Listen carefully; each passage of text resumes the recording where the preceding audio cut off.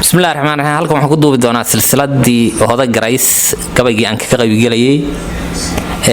anigoon hadalka sii badan waxaana ku soo halqabsanayaa abwaankii ugu labaad ee ka soo jawaabay silsilada oo Saciid Sugulle leeyahay aan ku soo halqabsanayaa mudnaantii sana leh marka hadal badan ahaan ma buuxshiye gabaygi waak hoyaalay hoyaalay hoyaalay hoye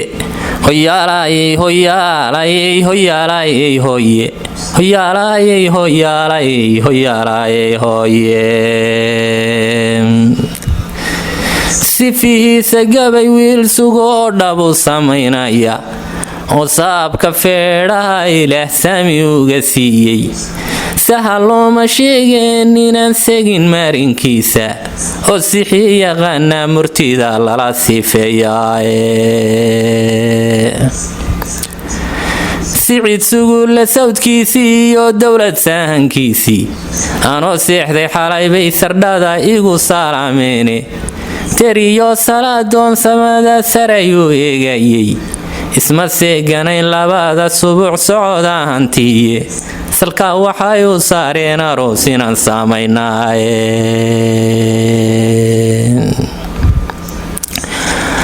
gabadhaad sangaha moodaysay sawraciyo muuqa socodkeeda gabadhii sandalad lagu salaynayay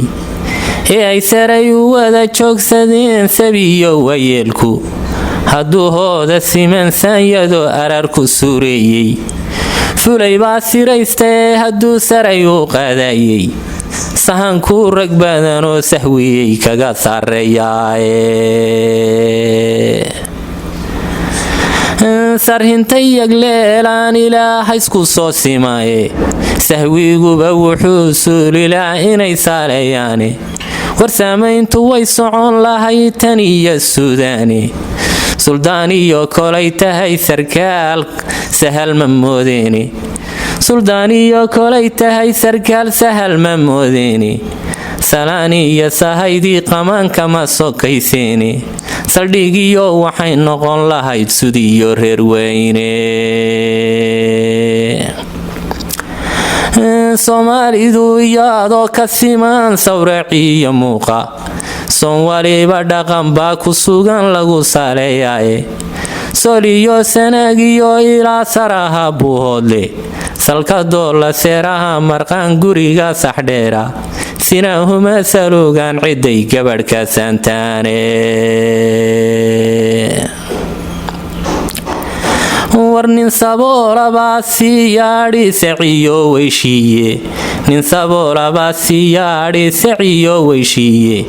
subax bay u socon sangiyo gelasan yalahe barqabdhabida saydhiyo qoryuhu wasadka u dheere barqabdhabida saydhiyo qoryuhu wasadka u dheere